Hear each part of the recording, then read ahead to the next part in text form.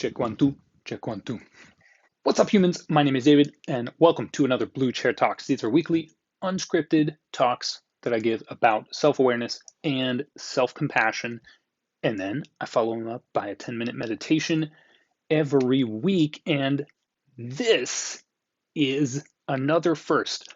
Actually, it's two firsts. I feel like it was just a couple weeks ago that it was like the first Blue Chair Talk. Anyway, exciting times. One first is I'm trying out the earpiece microphone to see if that is a good option because last week it was not awesome audio. And the other first is this is the first official explanation of this book and this idea, The Master and His Emissary. And I can't tell you how excited I am and also how many notes I took and trying to get this all together. It's supposed to be unscripted, I know, but man, this is an important one. So I took some notes. And I'm so excited to tell you this story of the master and his emissary. And so it starts a long, long, long, long time ago, but in a land not so far away, there was a good leader. He was a king, uh, an excellent king. His people trusted him because they knew that he was a benevolent leader, a self sacrificing leader, and that they could really, yeah, trust him, right? He would work together with them, he would listen to them, and he would communicate well when he had made his decisions. And they just all thought that he was the best ruler. And so his kingdom began to expand. Yes, because of the sort of fruitfulness of his people in general, but also because people outside of the kingdom were so attracted to the leadership and how things were going in the kingdom, right? So it's not like a empire take over everything. It's just it was so attractive. It was drawing people in, and this kingdom was expanding. It was growing so fast that eventually this king, this master, realized that he was getting too caught up in tending to a lot of the details of ruling a larger kingdom, and that this was inhibiting him from the big picture of being a good ruler. He knew that ultimately what he was needed for was to overview the whole country and also the surrounding countries because they weren't all as good of leaders as him. So there could be potentially outside threats. And he knew in all of his wisdom that he needed to remain ignorant of the details and sort of the minutia of the goings on in all the different realms. So he started to delegate.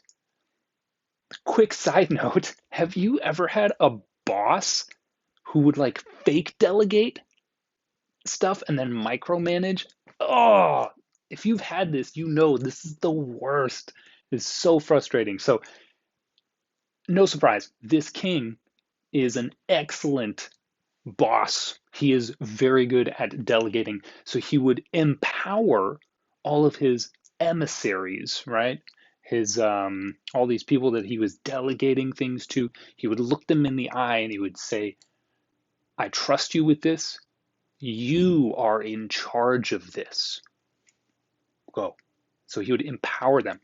Um, this worked pretty well, you know, and eventually the kingdom became so big that he decided to make a chief emissary, someone to be in charge of all the other emissaries, ultimately in charge of all of the details of the goings on in the country.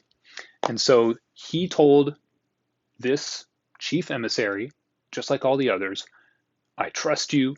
You are in charge. I'm never going to interfere with your work.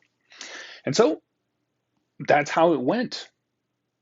And in time, the emissary began to feel like he was in charge. He became very resentful of the master and started to see the master's understanding and patient nature as weakness. And he started thinking to himself, I have got all of the power. I know everything. What's going on in this country? I am in charge. So he found himself sort of getting away with a lot and sort of thinking to himself, maybe I will stop taking the advice of the king, of the master.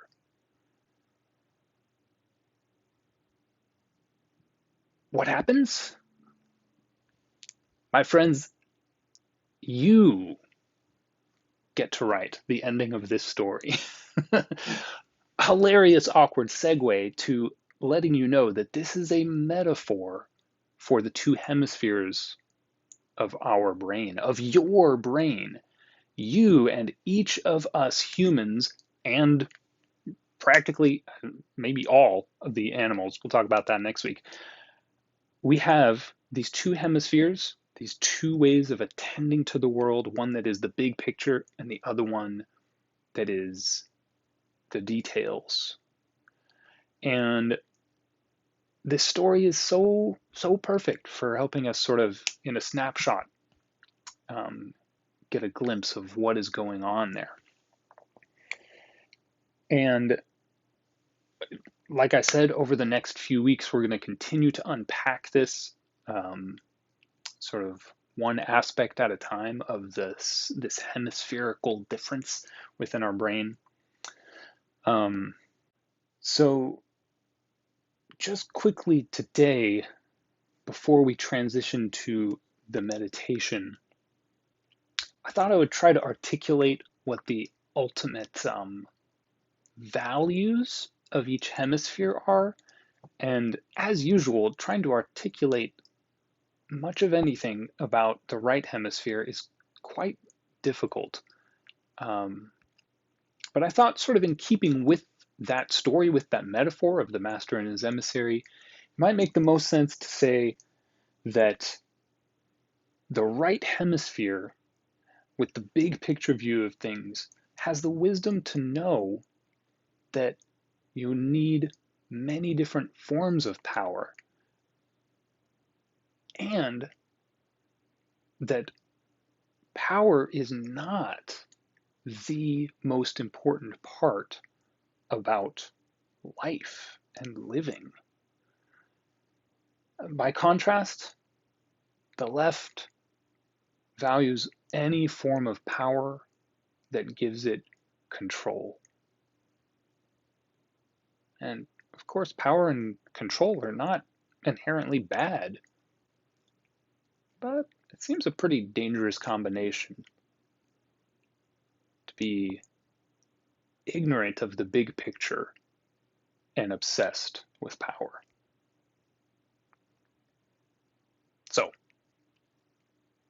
as you've probably heard me say in one of these Blue Chair talks before, meditation allows for a balance between the hemispheres, between this big picture, patient understanding, wise outlook on life, and the more narrow view of the left hemisphere that is about control. So, wherever you are today, let us settle in and allow for this rebalancing of our hemispheres. Much like the master promises not to interfere, we can't really strive after enacting this balance between our hemispheres. It's something that we have to sort of well, like I've been saying, allow. We have to stop all of the trying and all of the striving. So go ahead and close your eyes and start off with a few nice deep breaths.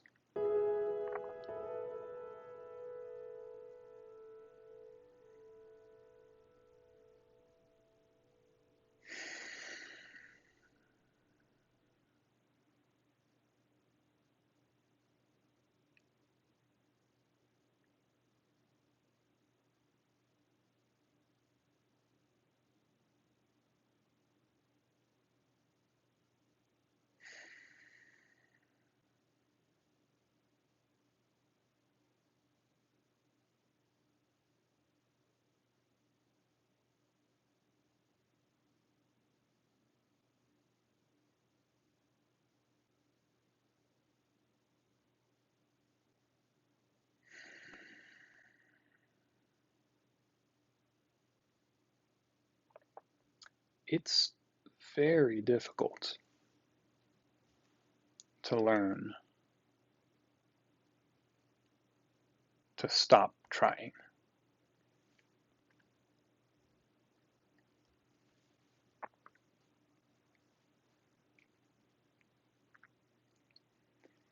In the external world, that feels comparatively easy, right? We're sitting still. We don't seem to be trying to do anything, right? There's nothing that I'm manipulating with my hand. We even go so far as to intentionally relax the body, which can sort of signal to the rest of the brain, hey, we're relaxing.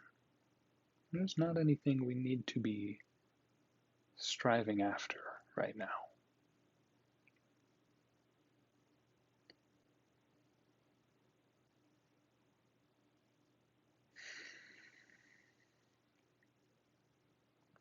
But you may have heard many times the instructions in meditation to focus the attention on the breath.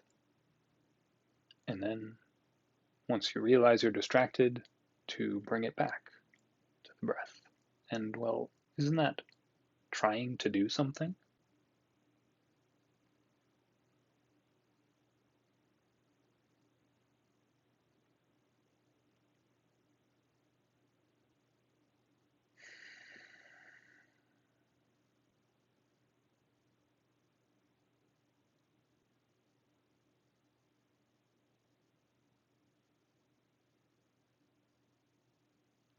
And yes, yes, it is. You may notice that even if you don't try to do that, if you don't try to remain focused on the breath, your mind will kick into gear and start imagining usually some scenario, future, past, or totally hypothetical.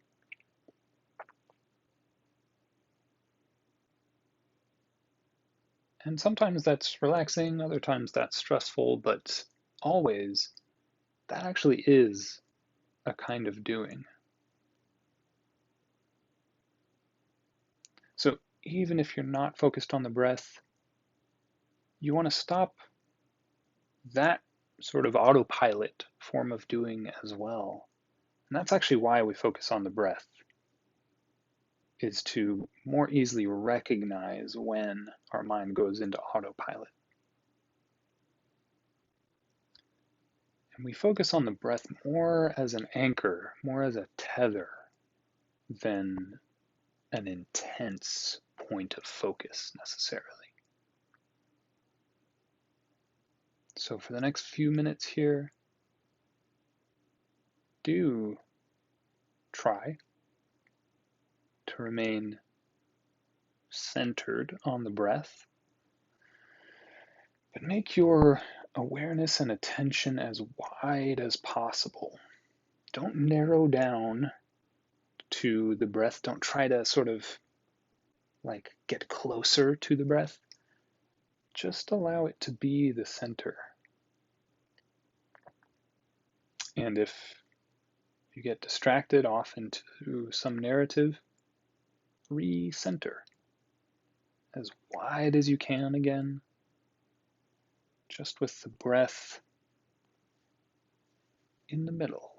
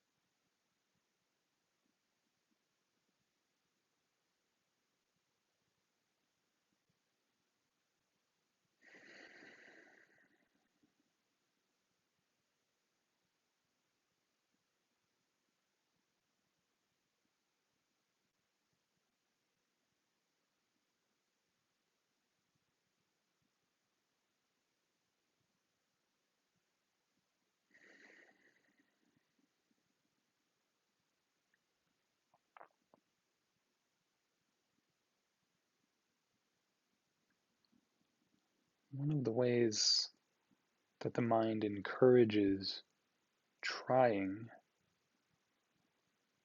is through a sense of dissatisfaction. Sometimes this manifests in obvious enough ways like frustration or an irritating boredom, but a lot of the times it's even there in a subtler form, just as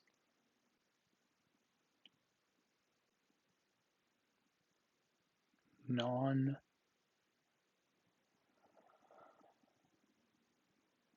contentment. What if this is enough for now?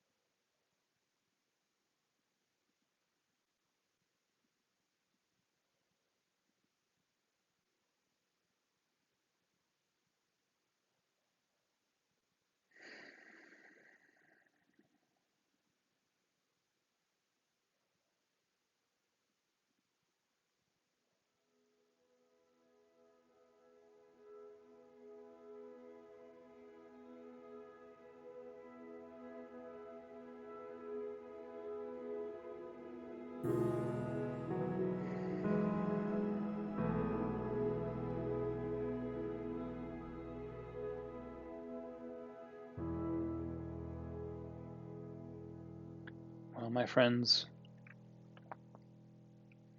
as we wrap up today's session, I want to thank you for being a part of this journey.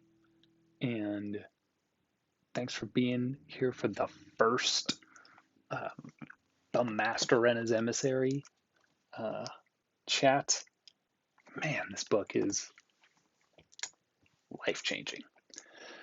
So, hope you are looking forward to the next few weeks of talking about hemispherical differences. We'll get a little more Practical, yeah, maybe a little. I'll give some real life examples.